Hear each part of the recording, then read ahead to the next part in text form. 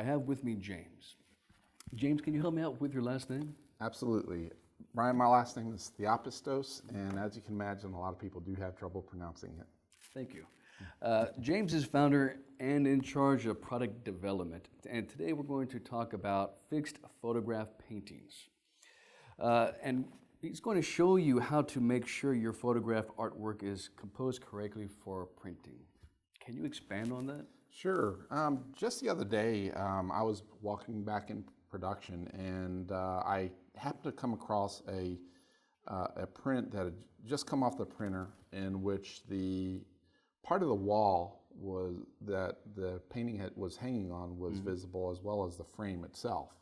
So obviously the person, probably the artist or the agent for the artist, when they submitted that image for printing, they didn't bother to crop out the wall or make sure that, or the frame, or make sure that the image fit within the actual confines of the image file itself. So, and as you can see in this example here, okay, this is not the same image. This is a simulated version of basically what I saw. Now, notice how also on the sides, the sides are a little distorted. I see. Where you get this barreling, and that's another issue that we do sometimes see, where the image just needs to be adjusted. It's not that the photograph was bad. The photograph was sharp, it was done with a high resolution camera, but just the overall appearance, it looks distorted, and just, you wouldn't want to print it that way. I see. You'd want to, so what I want to do is I want to show people how we can fix that in Photoshop. We can take an image like this and make it so that people's prints don't look like photocopied artwork, but looks like an actual Giclee print. Great. Gotcha. How can we fix this? Okay, well, let's go here in Photoshop where I have this image open as an example. So here we have our painting, and as you can see, Brian, it's not quite squared within the frame of the image file. So I want to go ahead and crop it so it's a 12 by 9 like the original painting is. And so I'm going to enter in the ratio box, the width I'm going to enter 12, and the height I'm going to enter 9, because we want to utilize that so that we can eliminate as much of that floor as possible. And here we go, I'm just kind of grabbing the corners, just moving it slightly. Oh, yeah, it's a good way to go ahead and try to eliminate all the background. Yeah, it gives you more control.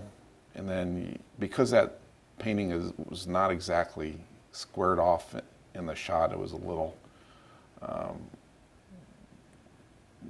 there's a slight angle to it. I had to rotate it just a little bit. And you can do that all with the cropping tool. Okay. Yeah, I see that not all four angles are completely straight. There we go. And that looks pretty good. I think that's about as good as we're going to get. So I'm going to click, I just clicked on the inside of that box, and that cropped it. And you see that it takes up most of the frame now. So let's go ahead and duplicate that layer first.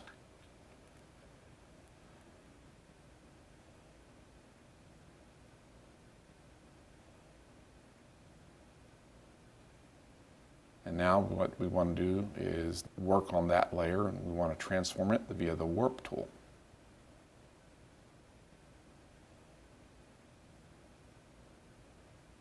Okay. The warp tool is really useful because we're going to distort the image, and in the process of distorting the image, we are going to undistort the original photograph, or we're going to undistort the painting. Okay, yeah, I think I see what you're doing here. So you're going to be able to go grab all the four angles and just kind of warp them to where they can fulfill that 12 by 9 ratio. Exactly. So we're bringing it to fill in the entire frame. I usually start off with the corners and straighten out the sides.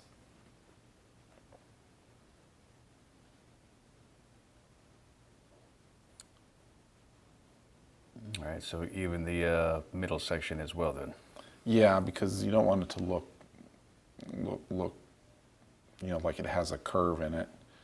We want to bring it right to the edge of the frame of the photo, so that so that it takes up the entire 12 by 9 area. Gotcha. Okay, I see that.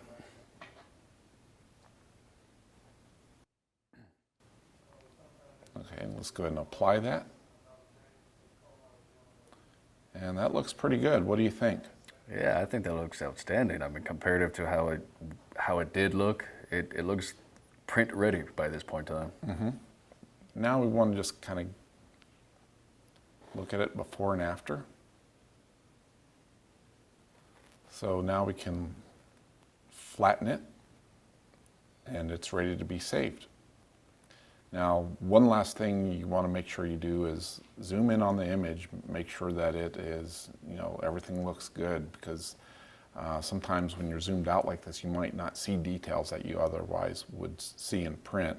So make sure you do zoom in on the picture as well, and then you can eliminate any other issues that you might run into. Oh, okay. Yeah, I see. I mean, always to zoom in to see if there's any flaws that you just weren't able to see Correct. from afar, from a distance. Exactly. I want to thank James for his insights. If you have any questions about what we discussed, email us at customercare@finerworks.com or visit us online at finerworks.com. Thank you guys very much. Appreciate it.